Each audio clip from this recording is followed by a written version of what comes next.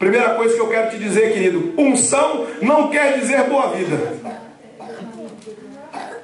Unção não quer dizer boa vida. Não é porque Deus te ungiu a algo que você vai sair dali e vai gravar um CD e vai ser sucesso de Miami a Boston, ou vai estourar nas paradas do Brasil, vender CDs, vai ser mais importante, mais famoso do que o Ministério Batista da Lagoinha. Ou que você vai ser chamado para ser o consultor de Barack Obama, simplesmente porque você foi ungido. Não. Unção, acima de tudo, quer dizer missão. E missão quer dizer responsabilidade. Você passa a ser responsável por algo que Deus te entregou. Amém? Amém. E Davi começa a entender o que é ser ungido por Deus. Ele está num campo de batalha, numa luta. Talvez você esteja numa situação igual. Talvez a sua família esteja hoje em pedaços, esteja ali em dificuldade, o divórcio batendo a porta, a separação batendo a porta, um filho que não se entende com o pai, a família adoecida. Talvez seja este o momento em que você está vivendo. Talvez lá no seu emprego também, por causa da crise econômica que se abate sobre essa terra, você todo dia está angustiado, indo para o trabalho pensando: é hoje que eu serei demitido, é hoje que meu chefe vai mandar embora, é hoje que eu vou ter dificuldades para ir para a escola, para comprar um alimento para o meu filho ou para a minha filha. Talvez você esteja na caverna de Adulão, a caverna espiritual, que todo crente, querido, quando é ungido, tem que passar por ela. Não é verdade, pastor? Nós passamos por diversas cavernas de Adulão. Ou muitas vezes somos levados, como diz a palavra de Deus, ao lago de Querite, aonde Elias também foi alimentado pelo Senhor pelos corvos. São momentos de lutas, queridos. É vale da sombra da morte, é lugar de privação, é lugar de tristeza, é lugar de muitas vezes nós pensarmos: mas Deus, eu aceitei a Ti. O pastor Fabrício tinha me falado que o Senhor vinha me abençoar, e pelo contrário, parece que as coisas caminham numa direção contrária daquilo que o Senhor tem falado sobre a minha vida.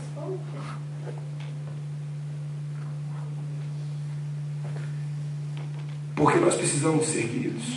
A palavra também do Senhor diz que o ouro é fundido no cadinho, em altas temperaturas.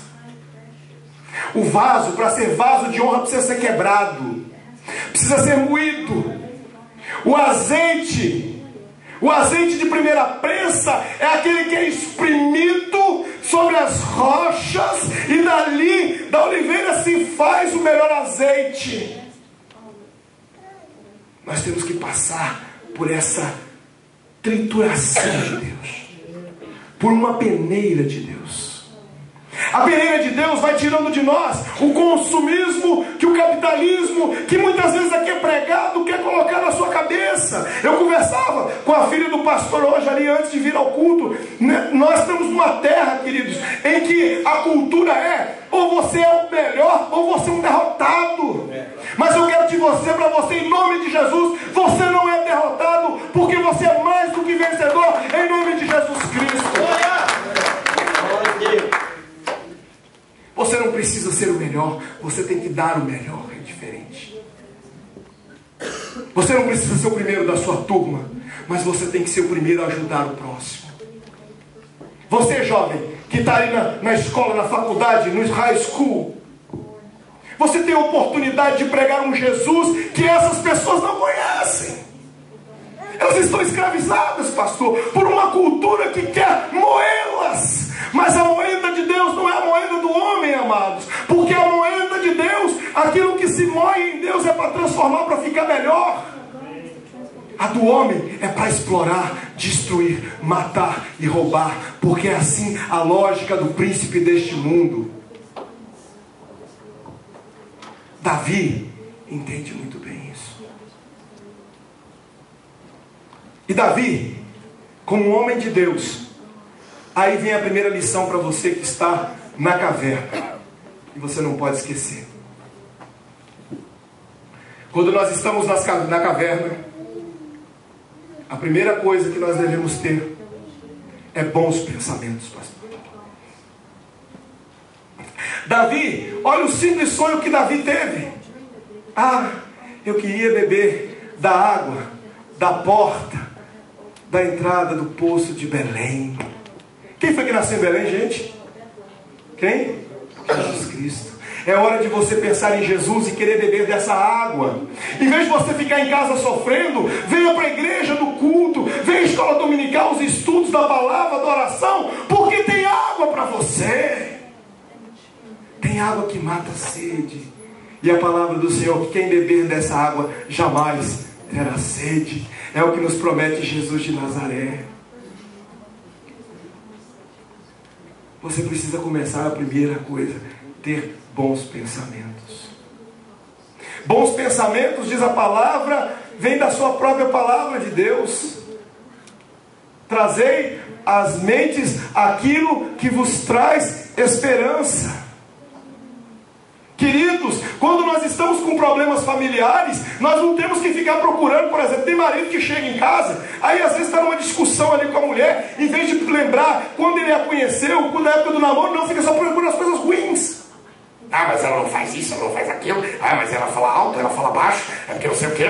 E a mulher, ele não me ajuda em casa, pastor, ele não limpa a louça, eu peço, não sei o quê, esse homem só quer saber de ficar assistindo jogo na televisão, é o Super Bowl o tempo todo, não sei o quê. Não é isso, queridos. Nós temos que trazer à mente aquilo que nos dá esperança. Lembra da época que ele te chamava de meu amor,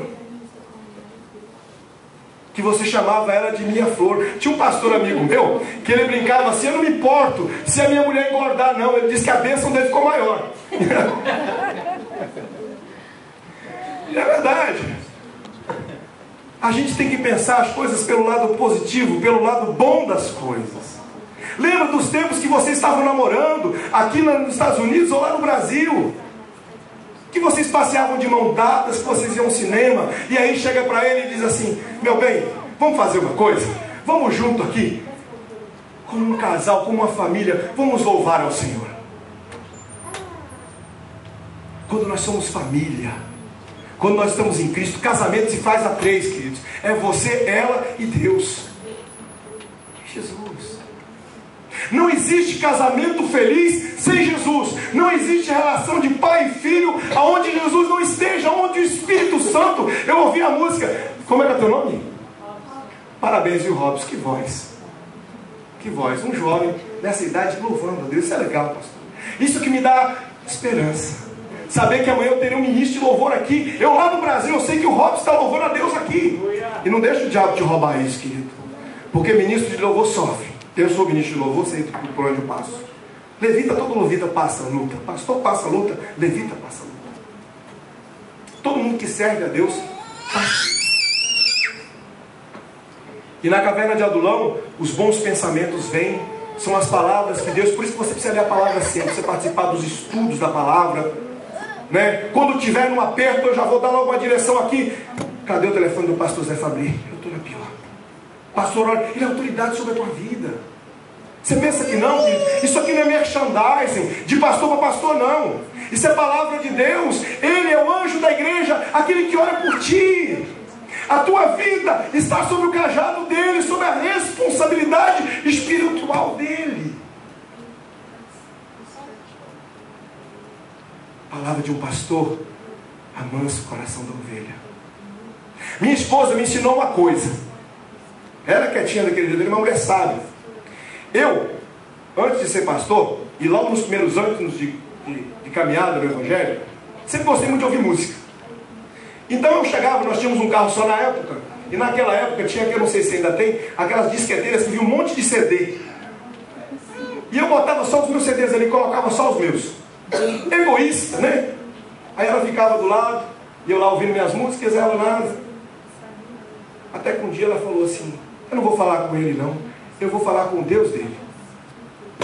Eu entrei no carro um dia, queridos. Como é que Jeová é, né?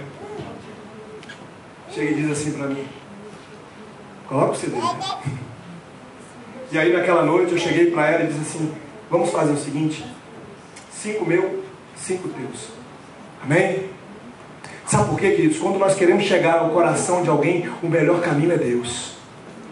Porque Deus conhece. Não adianta você ficar batendo boca com sua mulher, com seu marido, com seu filho, com seu chefe. Se ele serve a Deus, ora. Se ele não serve, pede a Deus para buscar ele. Porque Deus faz. Aleluia!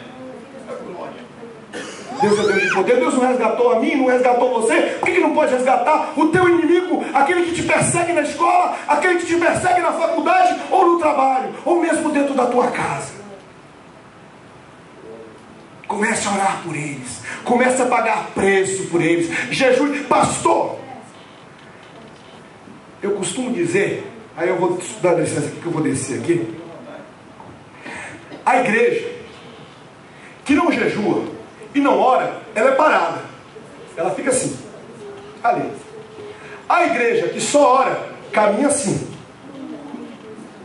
Uma hora você vai cair. A igreja, para caminhar como Deus quer, ela caminha assim. Jejum e oração. Jejum e oração. Jejum e oração. Ela caminha com as duas pernas, de pé para a glória, de pé para aquela caminhada que o apóstolo Paulo disse, que rumo à coroa que é Cristo Jesus. Aleluia!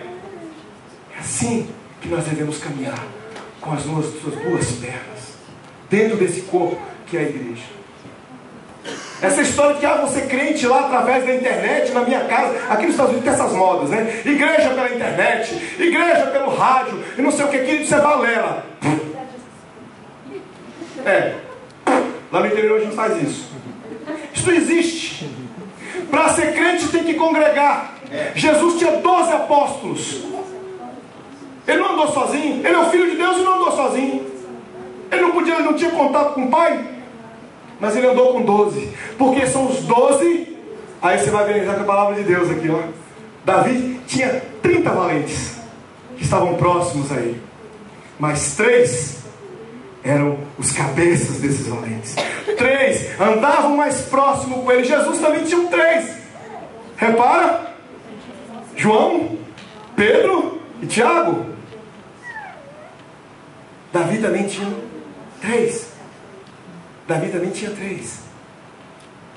Esses valentes aí eu quero falar para você, para seguir o reino de Deus e para sair da caverna de Adulão. Aí eu vou dizer a palavra que eu estava em dúvida dessa palavra que eu trazer hoje, queridos. Eu esperava de Deus uma confirmação. E aí eu falei assim: Deus, o Senhor vai confirmar para mim. Chego na casa do pastor e o pastor diz a palavra, que é essa palavra que eu falei para o Senhor, que o Senhor ia contar durante o culto, se chama coragem. E ele falou: eu preciso ter coragem lá na casa dele. E eu falei: essa é a palavra que o Senhor quer para a igreja. Para você estar na caverna de Adulão e sair de lá vitorioso, é preciso ter coragem. Queridos, não dá para ser crente de banco. Não dá para ficar achando que o pastor vai fazer tudo sozinho, que os ministros vão fazer. Você tem que sair para fazer a obra. Aleluia! Porque a palavra de Deus te capacitou, assim como me capacitou, capacitou o pastor e capacitou a igreja inteira. Aleluia! Você precisa ser valente, querido. Você precisa ser valente, querida. Você tem que levar a palavra de Deus aonde você tem a oportunidade de libertar os cativos. Aleluia! É preciso libertar as pessoas. Elas estão sofrendo. Olha, a gente vê a sociedade americana, a sociedade brasileira está muito parecida agora. A gente entrando nas escolas matando o outro. Queridos, você sabe de quem é a responsabilidade? Não é só dessas pessoas, não. A responsabilidade é nossa. Porque nós não levamos aquele que liberta. Quando os ministros estavam louvando, pastor, você sabe por que eu fiquei de joelho? Porque eu vi Jesus aqui e eu me lembrei de Maria Madalena prostrada aos pés do Senhor. Aleluia! E o lugar do adorador é aos pés da cruz, é aos pés do Senhor Jesus, é louvando a Ele. O lugar do valente da igreja, queridos, é levando a libertação aos cativos e anunciando o ano aceitável do Senhor. Aleluia! Você precisa ter coragem. Não importa se você é criança, jovem, idoso, mais experiente, menos experiente, com mais tempo de igreja, pouco tempo. Não, basta você receber